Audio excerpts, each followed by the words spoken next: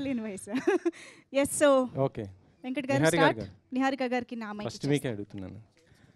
నేను సినిమా చూసాం, చాలా బాగుంది. డిసప్పాయింట్ అయ్యారా? మేము ప్రీ రిలీజ్ పిఠాపురంలో చేయలేదని మీరేగా అడిగింది.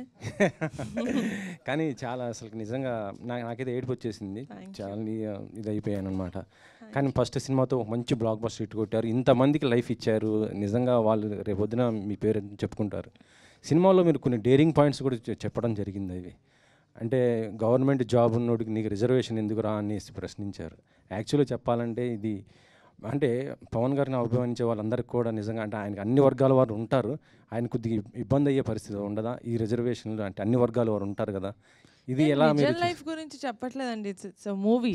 అండ్ అందులో కూడా ఆ ప్రాబ్లం వచ్చేది బేసిక్గా రాంబాబు అన్న క్యారెక్టర్కి. చేయొద్దు, రాంబాబు అన్న క్యారెక్టర్కి సెకండ్ హాఫ్లో ఏదైతే ఉంటుందో తన ప్రాబ్లమ్ని తనే చాలా సింపుల్గా చెప్తాడు. కరెక్టే, నేను ఇప్పుడు డైరీ ఫామ్ పెట్టుకున్నాను, అప్పుడు నువ్వు చెప్పింది కరెక్టేలే, నాకు అర్థం చేసుకునే వయసు లేదు అని. అది అక్కడ ప్రాబ్లము రిజర్వేషన్ వల్ల లేకపోతే కాస్టిజం వల్ల కాదు, వాళ్ళు తెలిసి తెలియని వయసులో వాళ్ళు అర్థం చేసుకునే విధానం తప్పు. రిజర్వేషన్ తప్పు అని కాదు, రిజర్వేషన్ కరెక్ట్ అని కాదు, అది అసలు మేము ఆ టాపికే మాట్లాడలేదు. వాళ్ళ ఒపీనియన్స్ వాళ్ళకు ఉన్నాయి సినిమాలో, అది వాళ్ళు పర్సీవ్ చేసుకునే అంత జ్ఞానం వాళ్ళకి ఆ వయసులో లేదు. That is what we wanted to say.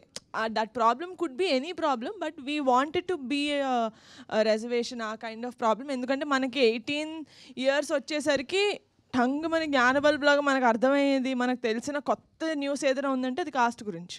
Because of that. Okay, ఇంకో క్వశ్చన్ శివ గారిని అడుగుతాను. ఎక్కడ శివ?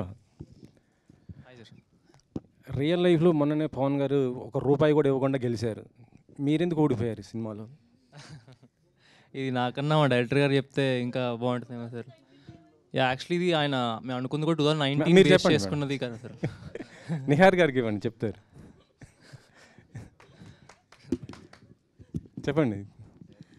ఇది ఈయన రాసుకున్నప్పుడు 2019 ఎలక్షన్స్ నుంచి ఇన్స్పైర్ అయ్యి రాసుకున్నారండి. మాకు పాపం ఈయనకు సినిమా అయ్యేసరికి 3.5 సంవత్సరాలు పడుతున్న ఐడియా లేదు కదా పాపం. అప్పుడే చేసేద్దాం యంగ్ బ్లడ్ హాట్ బ్లడ్ అనుకుని రాసేసుకున్నారు. So this is based on what would have happened in 2019 behind.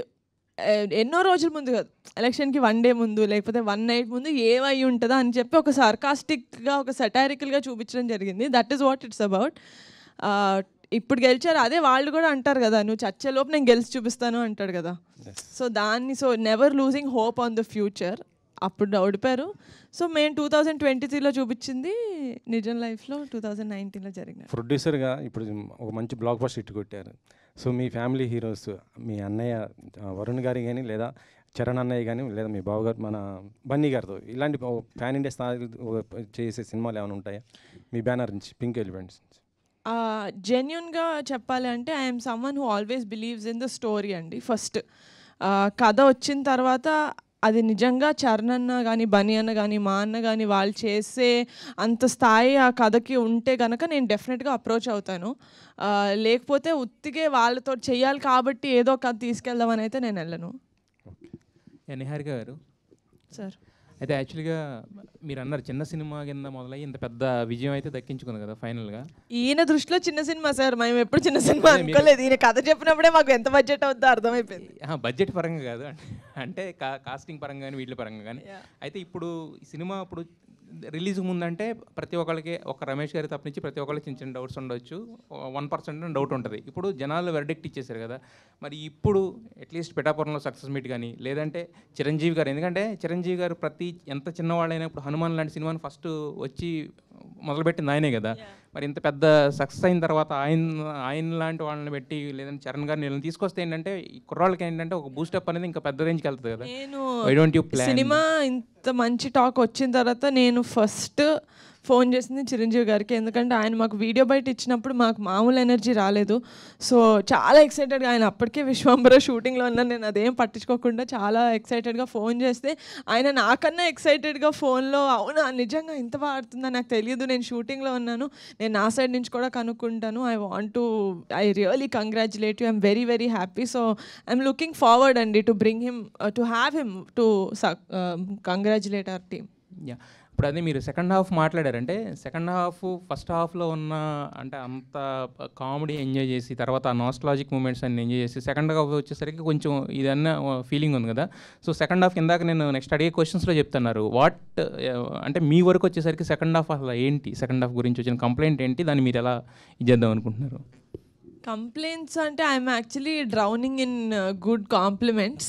So ఆ కంప్లైంట్స్ డైరెక్ట్గా ఎవరు చెప్పలేరు, కానీ ఆబ్వియస్లీ ఇగ్నోరెంట్గా అయితే లేం మేము. We also see a lot of reviews, we read a lot of reviews.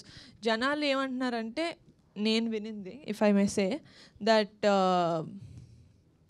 ఇదేంటి సెకండ్ హాఫ్లో ఫస్ట్ హాఫ్ ఉన్నంత హై లేదు, కొంచెం లో అయింది అని. But to tell this kind of a story, మేము ఒక సత్తయ్య దగ్గరికి వెళ్ళిన సీన్ తర్వాత అంత high we genuinely can't create, ఎందుకంటే that is the biggest conflict of the film. దాని తర్వాత there is no other conflict, only a problem is there, that is ఊరు సరిగ్గా లేదు, ఊరుని బాగు చేస్తారా అని చెప్పి Shiva's character, that's when it enters. నేనేం బిలీవ్ చేస్తానంటే, ఒక సినిమాలో you can't make a film for 100% of the people. Yes.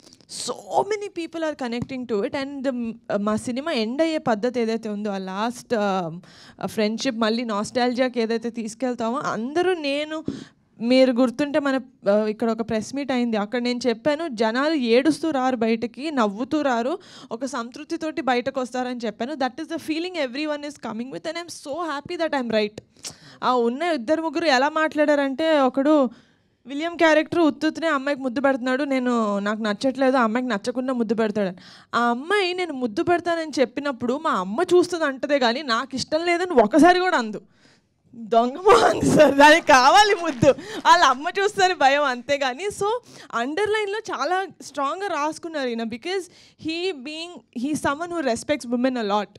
And నా దగ్గరికి కథ వచ్చినప్పుడు కూడా వీళ్ళు అల్లరి చిల్లరగా చిన్నతనంలో చేసేవి అవి జెన్యున్గా అందరి లైఫ్లో ఉంటాయి. That does not mean we don't respect women, it just means we are showing the true self of life. So అలా మేము వెళ్ళాం, కానీ ఇట్స్ అ ఫిలిం. నాకు for me it's life, Committee Kurrollu is life. Yes, అయితే యాక్చువల్గా ఈ సినిమా అంటే ఇంకొక 4 రోజుల్లో పెద్ద సినిమాలు 4 రాబోతున్నాయి. August 15th ఉంది, బట్ అది లాంగ్ వీకెండ్ కూడా కదా. సో మరి కొంచెం గ్యాప్ ఉంటే బాగుండేదేమో, ఆ 4 సినిమాలకి దీనికి బిఫోర్ వీక్ రిలీజ్ అయితే బాగుండేదేమో అనే ఒక చిన్న మాట కూడా వినిపిస్తుంది. మరి బిజినెస్ పాయింట్ ఆఫ్ యాంగిల్లో అదంతా ముందు అనుకున్నారా, ఊహించినట్టుగానే? యాక్చువల్గా అండి, ఈ సినిమా మేము జూలై ఎండ్లో రిలీజ్ చేద్దామని ప్లాన్ చేసాం. కానీ నవంబర్ అంటే మీకు ఆల్రెడీ తెలుసు కదా, 18 years ఏజ్ గ్రూప్ ఉంది, తర్వాత ఏమో వాళ్ళు 30 yearsకి రావాలి. మేము 18 years ఏదైతే ఉందో ఆ జాతర స్టార్ట్ చేసే మధ్యలో అప్పుడు మనకి అమలాపూర్లో పెద్ద తుఫాన్ వచ్చింది. ఏదైతే జాతర సెటప్ గిటప్ అంతా చేసాం మొత్తం అంతా పడిపోయింది. అది ఊర్లో గోదావరి, ఇప్పుడైతే మొన్న వరదలకు టోటల్గా మునిగిపోయింది. ఆ గోదావరి గట్టులో ఒక పెద్ద చెట్టు ఉంటుంది, అక్కడ జాతర ప్లాన్ చేసాం. మేము 4 రోజుల తర్వాత వెళ్తే మొత్తం ఫుల్ వాటర్తో ఉంది. అక్కడ గోదావరి జిల్లాలో ఏంటంటే మనలాగా హైదరాబాద్ లాగా ఇవాళ వర్షం వస్తే రెండో రోజు భూమిలోకి వాటర్ వెళ్దు, అంటే అది నేల యొక్క ఇది అది ఒక 1 week కానీ సెట్ అవ్వదు. మేము మొత్తం యూనిట్ అంతా దానికోసం 1 week చేయలేక మళ్ళీ హైదరాబాద్ వచ్చి 15 days గ్యాప్ ఇచ్చి మళ్ళీ వెళ్ళాం. దానివల్ల ఏమైంది, మనకు ఆల్మోస్ట్ 15 to 20 days మేము ఏదైతే షెడ్యూల్ అని ప్లాన్ చేసామో అది మాకు అయిపోయింది. బట్ అలాగే ఫస్ట్ సినిమా ఇంత పెద్ద టెక్నీషియన్స్ చేసినప్పుడు దాన్ని మేము హరియప్ చేయడం ఇష్టం లేదు. డైరెక్ట్ అప్పటికే అనుకున్నాం ఏదో కొంత చేద్దాం, హరియప్ చేద్దాం అనుకున్నాం, కానీ క్వాలిటీ, ఎందుకంటే కొత్త వాళ్ళతో చేస్తాము, క్వాలిటీలో ఎక్కడ కాంప్రమైజ్ అవ్వకూడదు అనే ఉద్దేశంతో దానివల్ల మేము యాక్చువల్ మ్యాక్సిమం అట్లీస్ట్ సెకండ్ కన్నా వద్దాం అనుకున్నాము.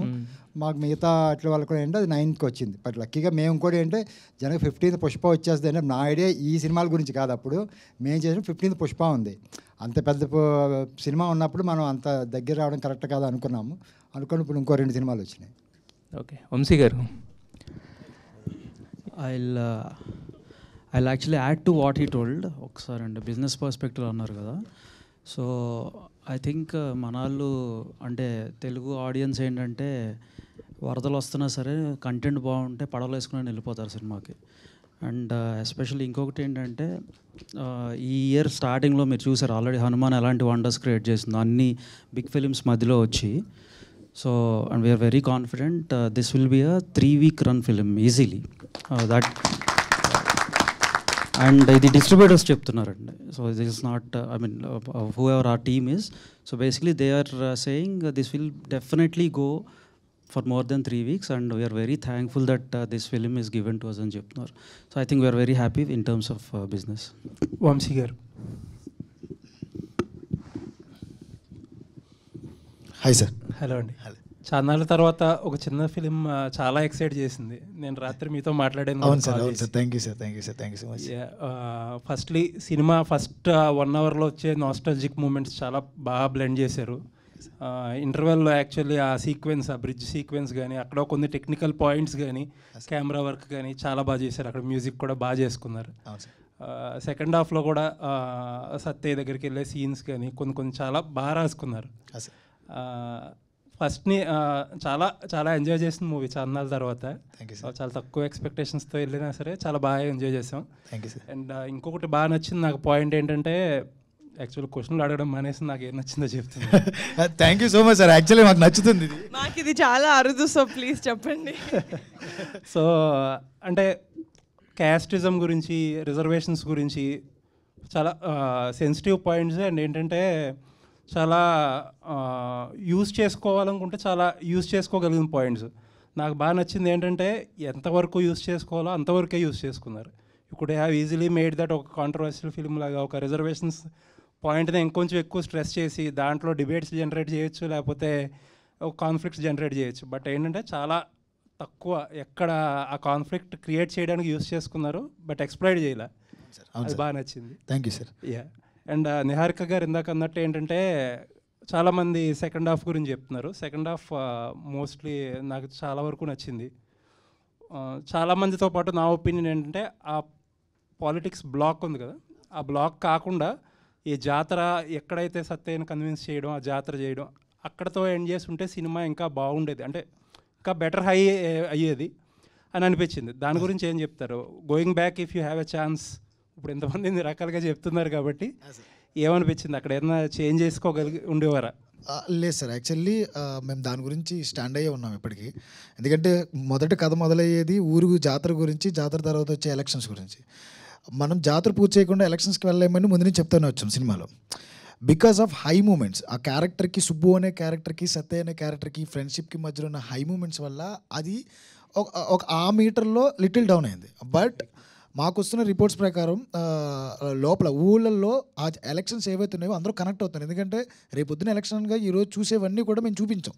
సెటరికల్గా చూపించినా, నవ్వి చూపించినా, ఏం చూపించినా కానీ అరే మేము చూస్తున్న కదా, ఇది మా కథ అన్నట్టు ఫీల్ అవుతున్నారు అందరూ. సో ఎక్కడ కూడా దానికి రిగ్రెట్ ఏం ఫీల్ అవ్వట్లేదు సార్. ఇంకోటి ఈ రిజర్వేషన్ గురించో దీని గురించో మేడం క్లియర్గా చెప్పారు. అది మా పాయింట్ కదా. ఇంకొకటి డిబేట్స్ పెట్టాలన్న ఆలోచనలు లేవు. జెన్యున్గా ఒక సినిమా చేద్దాం, ఆ కాంట్రవర్సీ ద్వారా మనం జనాల్లోకి వెళ్దాము, దీని గురించి మాట్లాడేసుకుంటా జనాలు మన దగ్గర గురించి మాట్లాడేసుకుంటారు. అసలు అంటే అలాంటి ఫస్ట్ థింగ్ అలాంటిది నిహారిక గారి మాకంటే చీప్ థాట్స్లో అనిపించినాయి. ఎప్పుడు మనం కుర్రోళ్ళని పెట్టుకుని ఆనందంగా అందంగా మనం ఎలా సినిమా తీసామో అలాగే వెళ్దాం అనుకున్నాం. సో అక్కడ మాకు ఎప్పుడు క్వశ్చన్ కూడా రేజ్ అవ్వలేదు. And people receiving it very positively. Sir లేదండి, అంటే ఏంటంటే ఆ హై వచ్చాక మీరు అన్నట్టు ఏంటంటే కొద్దిగా టెంపో లూజ్ అయింది. అదర్వైజ్ మీరు స్క్రీన్ ప్లేలో వేరేగా చేస్తుంటే కూడా మేబీ ప్రాబ్లీ వర్క్ అయ్యాయి. నిహారిక గారు చెప్పండి సార్. నిహారిక గారు చాలా మంచి సినిమా తీశారు ప్రొడక్షన్లో. You should be very proud. Thank you so much. Your father కూడా హోప్ఫుల్లీ ఏంటంటే నాన్ థియేట్రికల్ అండ్ థియేట్రికల్ కూడా మంచి డబ్బులు రావాలని చెప్పి, మీకు ఇలాంటి సినిమాలు ఇంకొంచెం ఎక్కువ చేయడానికి మోటివేషన్ రావాలి. మీ ఇలాంటి వాళ్ళని చూసి ఇంకొంచెం నలుగురు సినిమాలు తీయడానికి మోటివేట్ అవ్వాలని చెప్పి I'm hoping. Thank you so much.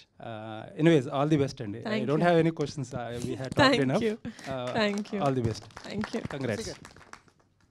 అంటే సినిమా చూసిన తర్వాత ఒకటి అనిపించింది సార్, మీ రైటింగ్లో బ్యాలెన్స్ ఉంది, మీ మేకింగ్లో నిజాయితీ ఉంది. Thank you so much.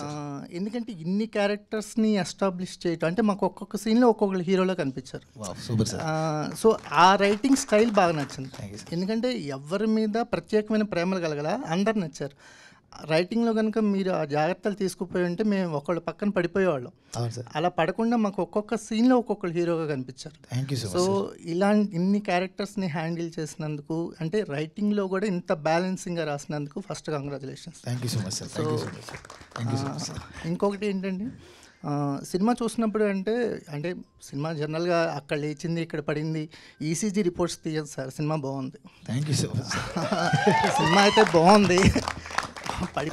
నేను అందరూ ఇది చూస్తుంటే నాకు క్వశ్చన్ అండ్ ఆన్సర్ మీటింగ్ అంటే media appreciation meeting and I loved it sir. అంటే రేర్ అనుకోండి సార్ నాకు తెలిసి.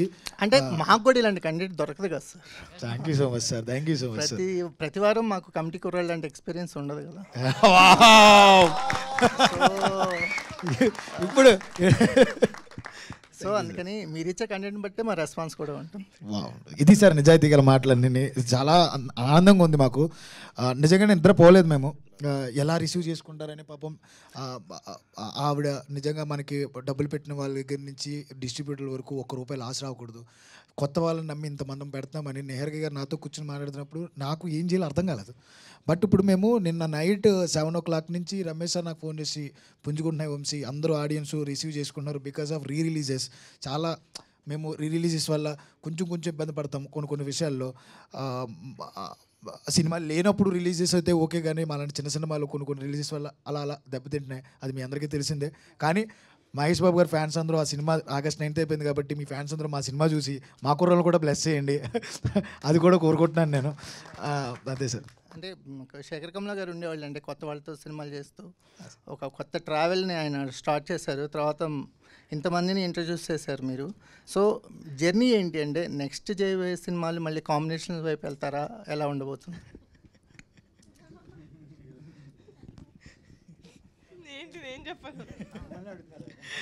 ఉన్నారండి, ఇంకో 18 మంది 25 మందితో వస్తున్నానండి.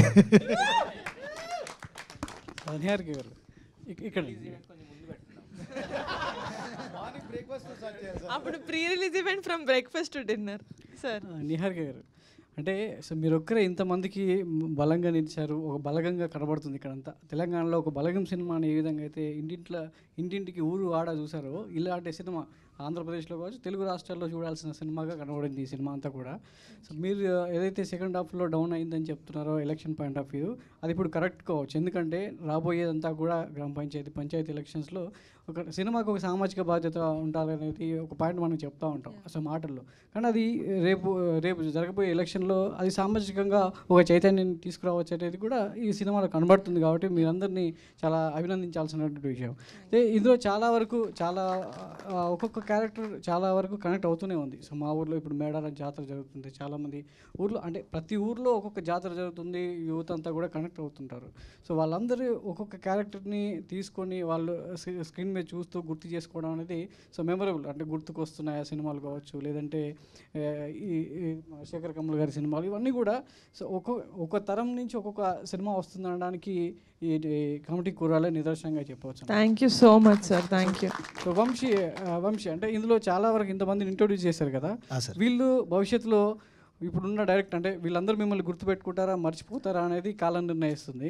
కానీ ఇందులో ఎవరెవరికి ఎలాంటి భవిష్యత్తు ఉంటుంది అని చెప్పొచ్చు? అందరికీ మంచి భవిష్యత్తు ఉంటుందండి, అందరికీ. ఎందుకంటే నేను చూసిన గొప్ప నటులండి వీళ్ళంతా. ఈ 11 మందే కాదు, మాకు వచ్చిన ప్రతి అమ్మాయి ప్రతి యాక్టర్ కూడా నేను 6,000 పైన ఆడిషన్స్ చేసి వాళ్ళలో ఉన్న అన్ని టాలెంట్స్ని నేను చెక్ చేసుకుని 7-8 సార్లు వాళ్ళని టెస్ట్ చేసి తీసుకున్నాను. ఏమైనా చేయగలరు ఇందులో. ఒకడు హీరో అవ్వచ్చు, ఒకడు విలన్ అవ్వచ్చు, ఒకడు క్యారెక్టర్ ఆర్టిస్ట్ అవ్వచ్చు, ఒకడు కమీడియన్ అవ్వచ్చు, ఒకడు యునీక్ స్టైల్ ఉండొచ్చు. ఎవరు ఏమవుతారనేది కాలం నిర్ణయిస్తుంది. కానీ కంపల్సరీ గొప్ప నటులైతే వెళ్ళండి, అది మాత్రం నేను కంపల్సరీ చెప్తాను సార్. అంటే ఈ సినిమాకి చాలా రైటింగ్ అనేది చాలా ఇంపార్టెంట్. ముందు రైటింగ్ తర్వాతే ఏదైనా సో దానికి యాడ్ అవుతుంది. కాబట్టి రైటింగ్ విషయంలో ముందు మీరు ఎలాంటి జాగ్రత్తలు తీసుకున్నారు మీ టీంతో కలిసి? ఇదంటే కొన్ని సెన్సిటివ్ పాయింట్స్ ఉన్నాయి, కొన్ని సున్నితమైన అంశాలు ఉన్నాయి. సో బయటకు వచ్చిన తర్వాత దాని ఫలితం ఎలా ఉంటుంది అనేది పక్కన పెడితే ముందు రైటింగ్ విషయంలో మీరు ఎలాంటి జాగ్రత్తలు తీసుకున్నారు? మెయిన్ ఏంటంటే అండి, నా రైటర్స్ వెంకట్ సుభాషిలా అండ్ కొండలరావు అడ్డగల్ల వీళ్ళు కూడా ఏమంటారు అట్లా గ్రూప్స్ చదువుతూ ఇలాంటి వాటికి ప్రిపేర్ అవుతున్న వాళ్ళంతా. వాళ్ళకి నిజాయితీగా ఈ ఎలక్షన్స్ దగ్గర ఏం జరుగుతుంది, అసలు నిజంగా సొసైటీలో ఏం జరుగుతుంది వాళ్ళకి తెలిసిన ఆ మెంటాలిటీ ఉన్నవాళ్ళు, బుక్స్ నాలెడ్జ్ ఉన్నవాళ్ళు, బుక్స్ రాస్తారు వాళ్ళందరూ. సో నాకు అలాంటి వాళ్ళు కావాలని నేను చెక్ చేసుకుని తెచ్చుకున్నా. రైటింగ్ స్టేజ్లో చాలా అంటే చాలా కేర్ తీసుకున్నాం. ఇంకొకటి ఏంటంటే మేము ఏ రాజకీయానికి అప్లై కాకూడదు మాకు సంబంధించిన పార్ట్ అని చాలా ట్రై చేసాం. ఎంత చేసుకున్నది పవన్ కళ్యాణ్ గారికి అప్లై అవుతుంది బికాస్ ఆఫ్ హిస్ నిజాయితీ. అది మేము ఎన్నిసార్లు అనుకున్నామో అసలు అప్లై అవ్వకూడదు, ఒక్క పందాకి వెళ్ళిపోతుంది కదా అంటే మనం రేపు జరగబోయే ఎలక్షన్ చేస్తున్నామన్నా, రేపు జరగకపోతే ఈ రోజు నైట్ జరిగిపోతే ఓడిపోయే ఒక మనిషి గురించి మాట్లాడుతామంటే నిజాయితీగా ఇప్పుడున్న సినారియోలో ఇండియాలో ఎవరు కనపడుతున్నారు? ఇంకా ఆయనే కనపడుతున్నారు. నిజంగా ఆయన కోసం రాయలా, ఒక నిజాయితీ గల నాయకుడి గురించి రాసాం మేము. ఆ నిజాయితీగా నాయకుడు పవన్ కళ్యాణ్ గారు అయ్యారు.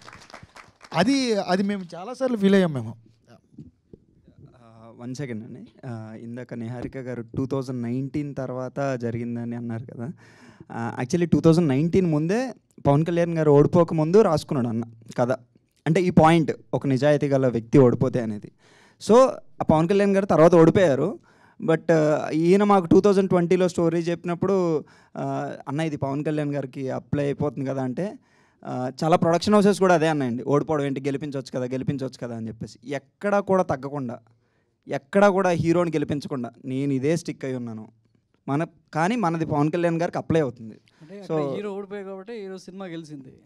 ఎగ్జాక్ట్లీ అంతే. కొంచెం లేట్ అవ్వచ్చు, హీరో కూడా గెలుస్తాడు. నిహారిక సార్ ముందు కంగ్రాచులేషన్స్ అండి. సినిమా అందరికీ కూడా ఒక్కరొక్కరు పేరున కూడా చెప్పలేం. అందరూ సినిమా బాగుంది. మీ డైరెక్టర్ గారితో కూడా చాలా మాట్లాడాం.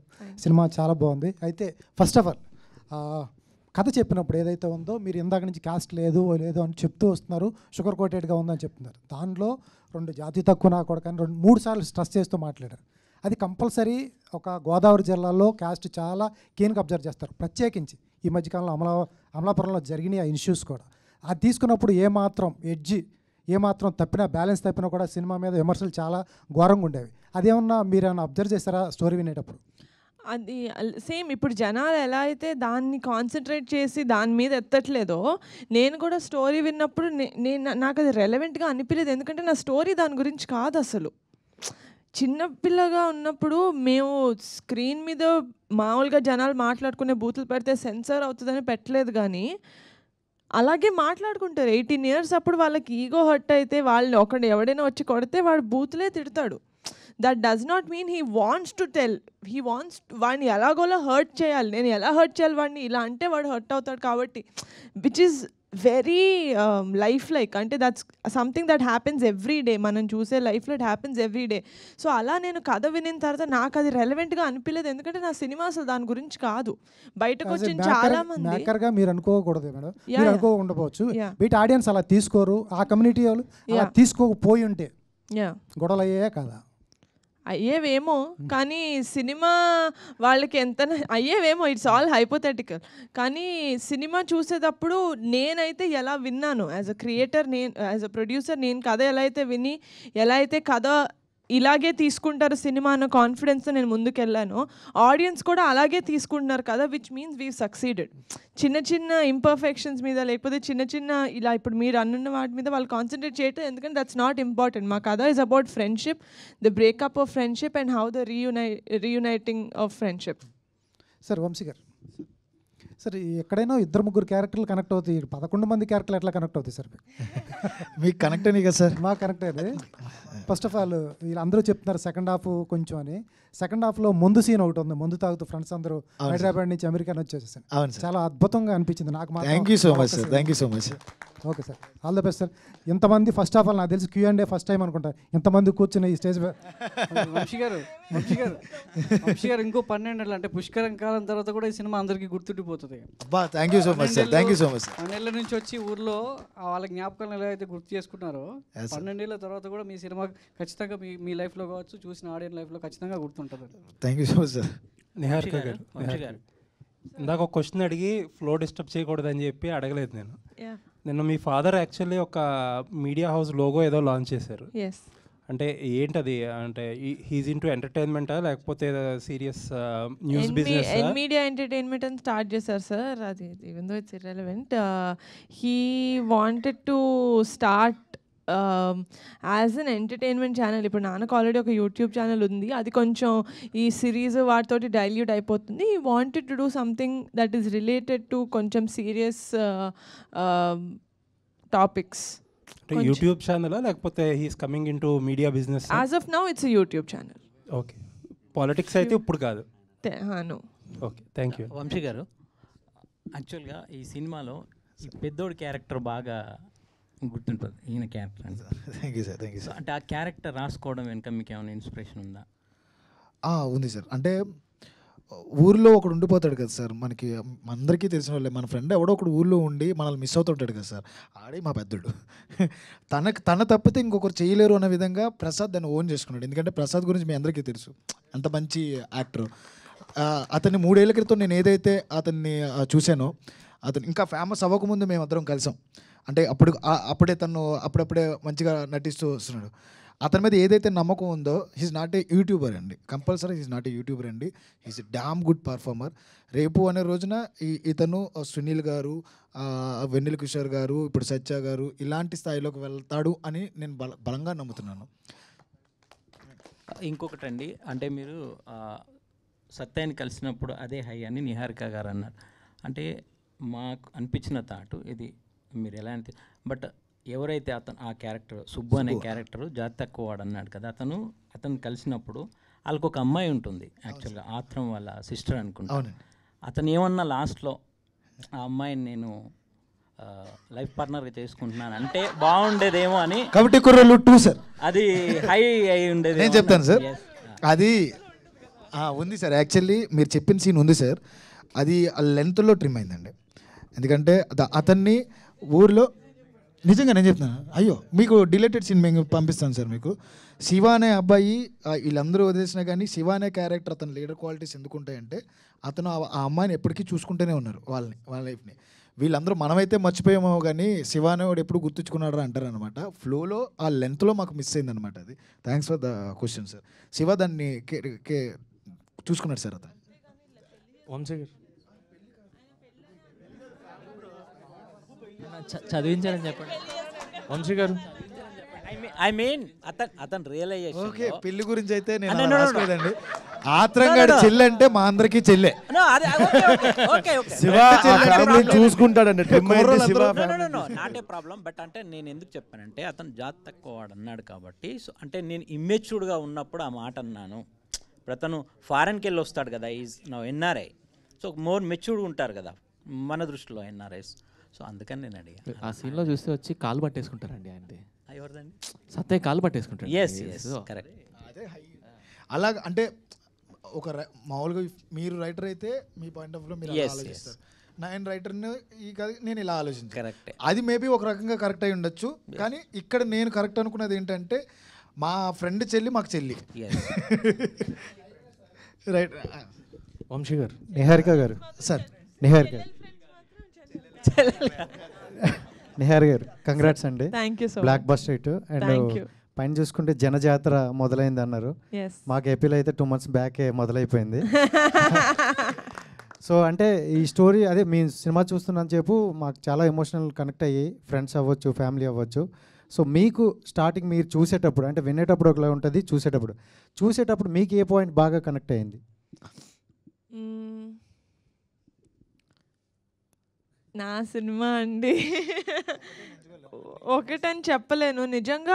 అంటే నేను ఫస్ట్ టైం చూసినప్పుడైతే సార్ ఎలా అయితే నాకు నరేట్ చేశారో దానికి 10 times నాకు స్క్రీన్ మీద కనపడింది. అక్కడే నేను సోల్డ్, అక్కడే నాకు చాలా హ్యాపీగా ఫీల్ అయిపోయాను. And I said sir we did a great film అని నేను అప్పటి నుంచే చెప్తా వచ్చాను.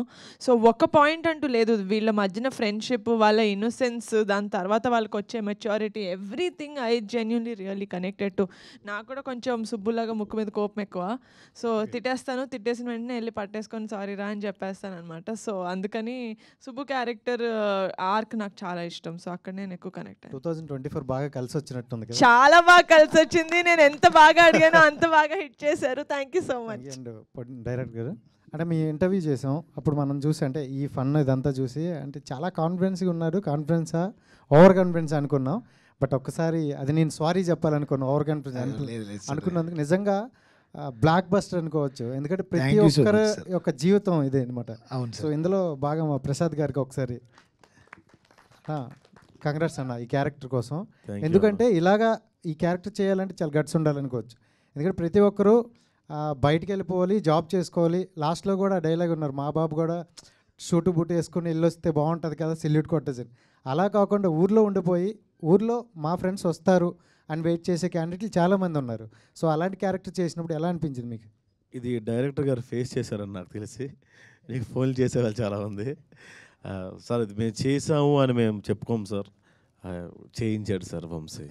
And thank you. అందరూ చాలా పాజిటివ్గా ఫస్ట్ టైం అనుకుంటా సార్ ఇది ఇలాంటి ఇంటరాక్షన్ ఉండవు. అందరూ చాలా పాజిటివ్గా మాట్లాడుతున్నారు సార్. మీరు కూడా థ్యాంక్ యూ అండి. లాస్ట్ క్వశ్చన్ అన్న. అండ్ అంటే దీనికి మీరే మొత్తం ఇది చేశారంట కదా, సో మొత్తం అంటే ఆ ఏజ్ డిఫరెంట్ అనేది కవర్ చేయడం చాలా గ్రేట్. అండ్ ఎలా అనిపించింది అన్న ఎంతమంది అంటే మీ క్యారెక్టర్ మీరు చూసుకుంటూ వీళ్ళందరినీ మానిటర్ చేయడం అనేది? నేను ఫస్ట్ ఆఫ్ ఆల్ ఈ ఆలోచన వచ్చిన వంశీ గారిని అప్రిషియేట్ చేయాలి. ఎందుకంటే సాధారణంగా ప్రతి డైరెక్టర్ ఎవరైనా కానీ యాక్టర్స్ కూడా మేబీ వాళ్ళు ఓకే ఏముంది లూజ్ సెట్ వేసుకుంటే అయిపోద్ది కదా అన్న ఆలోచన ఉండేది. కానీ మా వంశీ గారు అలా కాదు, పర్టికులర్ అనుకున్నారు.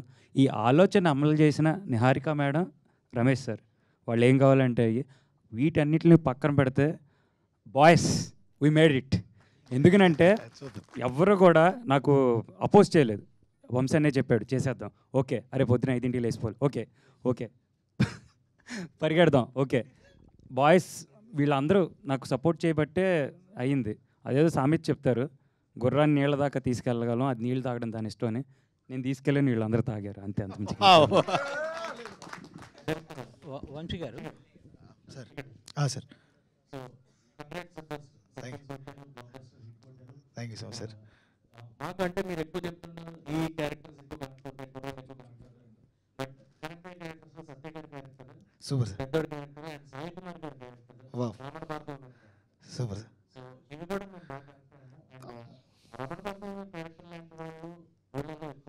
ఉంటారు సార్. అవును సార్.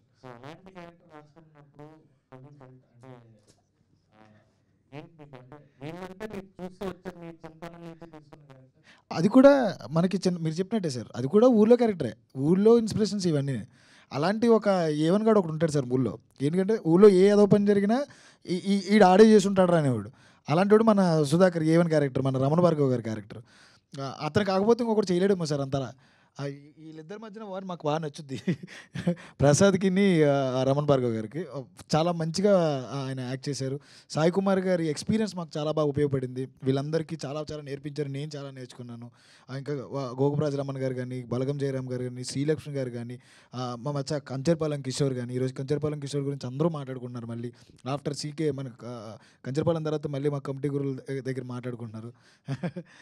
అతని జర్నీ చాలా బాగుంది. Each and every person, Sudhakar gang దగ్గర నుంచి ఈచ్ అండ్ ఎవ్రీ పర్సన్ గురించి వాళ్ళ పాత్రకు తగ్గట్టు అందరి గురించి మాట్లాడుకున్నారు. అది రిలేటబిలిటీ ఎక్కువ సార్, ఊళ్ళల్లోనే ఉంది అది సార్.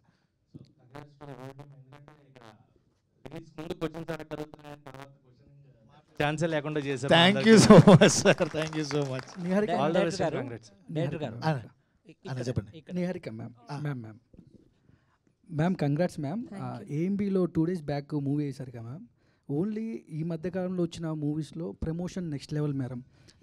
మీరు ఎంత డబ్బులు పెట్టి ఎంత ఆర్టిస్టులు ఎంత బాగా యాక్ట్ చేసినా ప్రమోషన్ చాలా ఇంపార్టెంట్ మేడం. ట్విట్టర్లో సోషల్ మీడియాలో ఎక్కడ చూసినా మీ మూవీ గురించి మాట్లాడుకోవడం. 2 days బ్యాక్ సినిమా ఏఎంబీలో షో అంటే నేను బైక్ వేసుకొని స్టార్ట్ అయ్యా, కింద పడా ఎక్కడ మన ఏఎంబీ థియేటర్ ముందు. అంటే షో టైం 7:15కి సెలబ్రిటీ షో. నేను ఎందుకు నాకు చూడాలని అంత 2 days తర్వాత మీడియా షో ఉంటుంది అయినా అలా థియేటర్లో కూర్చొని 10 నిమిషాలు ఎంతో మిస్ అయ్యాను. అది కూడా కవర్ చేశాను. నేను ఫస్ట్ టైం నాకు బాగా కనెక్ట్ అయింది, ఎమోషనల్గా చాలా ఫీల్ అయ్యాను మేడం, ఎమోషనల్గా. బట్ ఒక 11 మంది కొత్త వాళ్ళు, ఒక కొత్త డైరెక్టర్, వీళ్ళని నమ్మి మీరు అంత మనీ పెట్టి సినిమా తీయడానికి అంత ఆ స్టాండ్ తీసుకోవడానికి గట్స్ అంటే ఏం చెప్తారు ma'am? I had a very good support from Funny Garu and Jaya Adpakkaru. I should really mention them. Endukante without them, they really won't be Kamti Kurallu. I wouldn't have the guts to do this much. They were really supportive. Mem em cheddam kuda, yeah, let's go ahead, let's do this. Asalu creative ga asalu okkasari kuda no cheppindi ledhu vallu. Mem creative ga em changes cheddam anna. Guts ante just the love for cinema and okay, guts కాదు కానీ ఒక gut feeling అయితే ఉంది cinema ఆడుతుంది అని. First విన్నప్పటి నుంచే జనాలు ఇలాంటి సినిమాని ఆదరిస్తారు అని నాకైతే ఒక గట్ ఫీలింగ్ ఉండింది విన్నప్పటి నుంచి. And I'm so glad that అది నిజమైంది. కానీ ఈ ఇయర్ మీకు చాలా గోల్డెన్ ఇయర్ అని చెప్పుకోవచ్చు మ్యామ్. నాకు తెలిసి చిరంజీవి గారికి, పవన్ కళ్యాణ్ గారు డిప్యూటీ సీఎం, మీకు మీ కెరియర్లో కమిటీ కుర్రోలు అలా నిలిచిపోద్ది మ్యామ్. ఈ సినిమా పవన్ కళ్యాణ్ గారికి ఏమైనా చూపించే అవకాశాలు ఏమైనా ఉన్నాయి మేడం? పెద్ద హిట్ ఇంకా ఈ వారం చాలా పెద్ద అవకాశం ఉంది. అఫ్ కోర్స్ చూపిస్తాను. I'm going to go behind him. ఆయన ఎంత బిజీగా ఉన్నా కూడా ఒక 3 hours ఆయన నుంచి నేను లాక్కొని మరీ ఈ సినిమా చూపిస్తాను. Because this is a film that he has to see. ఆయన చూసి అప్రిషియేట్ చేస్తే నాకు అంతకన్నా I won't have anything. So yeah, congrats ma'am. మీరు వచ్చి హీరోయిన్స్ని అడుగుతారు అనుకున్నానే. రోజు ఈమెయిల్స్తో బిజీగా ఉండే మాకు ఫీమేల్స్ని ఇంతమంది ఫీమేల్స్ని క్యాచ్ చేయడానికి రీజన్ ఏంటి? సో పర్టికులర్గా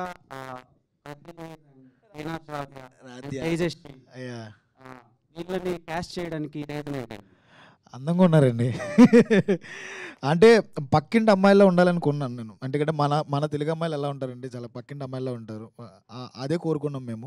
నేను నిహారిక గారు మాట్లాడుకున్నప్పుడల్లా ప్రొఫైల్స్ వస్తూ ఉండేవి, కూర్చునే వాళ్ళం, చూస్తూ ఇదిగో ఈ అమ్మాయి బాగుంది కదా సార్, ఇది కరెక్ట్, ఈ అమ్మాయి కరెక్ట్. ఈ చాలా చోట్ల మేము రాజ్య క్యారెక్టర్ కోసం చాలా రోజులు వెయిట్ చేసాం, మాకు కరెక్ట్ దొరకలా. సమ్టైమ్స్ బయటికి వెళ్ళినా పర్లేదని చెప్పేసి రమేష్ గారు చెప్పేటప్పటికి వి ఫౌండ్ హెర్. ఇన్స్టాగ్రామ్లో ఒక అమ్మాయిని చూస్తూ ఆ అమ్మాయి పక్కన ఉన్న పిక్ ద్వారా చూసాం అనమాట.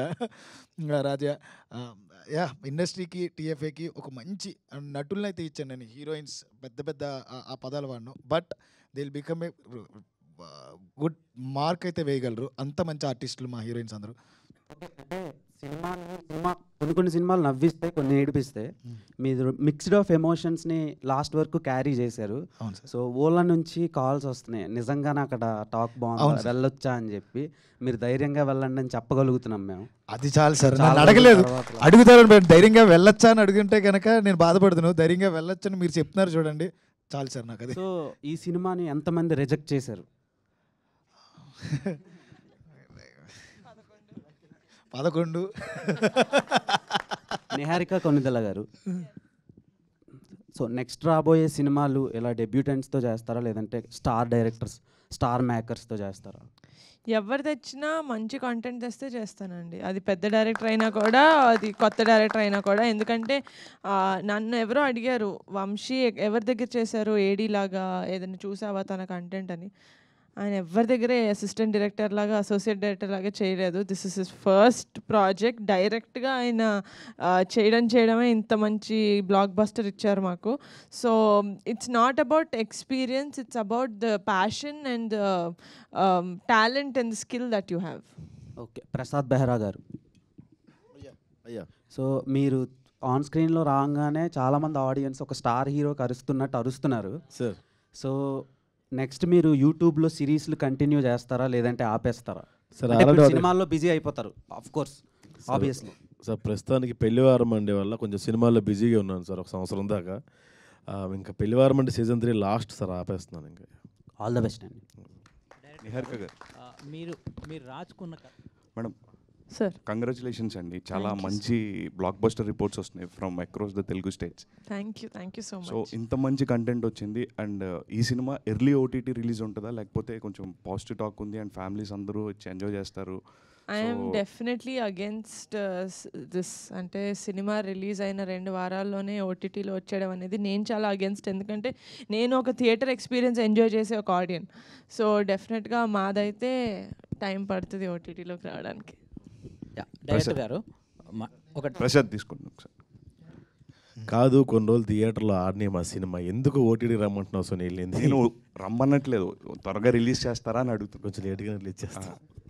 సో జనరల్గా ప్రసాద్ అంటే అందరికీ తెలిసింది ఏంటంటే ఒక fun out and out comedy ఉంటుంది, అండ్ సిరీసెస్ అన్ని చూసిన వాళ్ళు అందరూ అనుకుంటారు. అండ్ మీరు out of the box performance extraordinary ఉందని చెప్పొచ్చు. Thank you. సో ఈ క్యారెక్టర్ ఆయన మీకు చెప్పినప్పుడు మీకు చాలా ఎమోషనల్ రోల్ ఉంటుంది, and at the same time fun కూడా మిక్స్ అయి ఉంటుంది.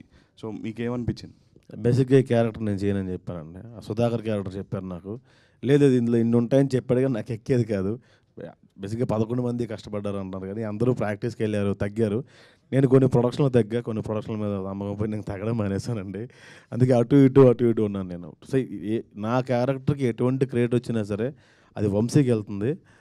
వీడు కూడా మ్యూజిక్ కొట్టొచ్చులే అని చెప్పి అనుకున్నాడు. ఈయన వీడికి డబ్బులు ఇద్దాం అనుకున్న ప్రొడ్యూసర్ గారికి వెళ్తుందన్న. వీళ్ళు ముగ్గురికి క్రియేట్ అండి, నేను జస్ట్ పప్పెట్ అంతే. థ్యాంక్ యూ డైరెక్టర్ గారు. యాక్చువల్గా మీ కథని ఎన్హాన్స్ చేయడంలో మ్యూజిక్ అనేది చాలా కీ రోల్ పోషించింది. అంటే ఈయన మ్యూజిక్ డైరెక్టర్గా ఎంచుకోవడానికి అంటే ఫస్ట్ చాయిస్ ఈయనైనా, అట్లా ఆయన తీసుకోవడానికి రీజన్ ఏంటి? ఈ సినిమా మీకు ఎలాంటి ఎక్స్పీరియన్స్? మ్యూజిక్ డైరెక్టర్ మీరిద్దరు ఆన్సర్ చెప్పండి. ఫస్ట్ మీరు చెప్పండి, ఆయన తర్వాత. నేను 13 మంది మ్యూజిక్ డైరెక్టర్ల దగ్గరికి వెళ్ళానండి. 11 పాటలకి 11 మంది మ్యూజిక్ డైరెక్టర్లు పెట్టుకుందాం అనుకున్నాను నేను. అదనమాట నేను అనుకున్నది. ఈయన ఒక రోజు నా ఒక సాంగ్ ఇచ్చి ఆయనకి నచ్చితే, నువ్వు నా దగ్గర చేయకపోయినా పర్లేదు గురు, నువ్వు ఒక్కరి దగ్గర చేయి, అప్పుడు ఎమోషన్ ఉంటుంది, మిగతా వాళ్ళ దగ్గర చేస్తే వర్కౌట్ అవ్వదు అన్నారు.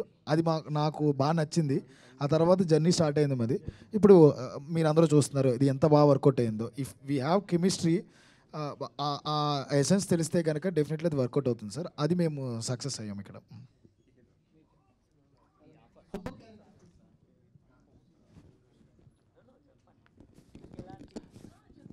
నాకు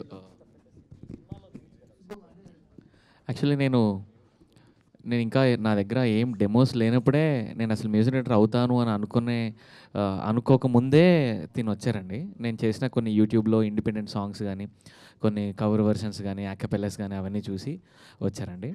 అండ్ ఆయన స్టోరీ చెప్పిన తర్వాత నేను మ్యూజిక్ డైరెక్టర్ అవ్వాలి అని అనిపించిన స్టోరీ అండి.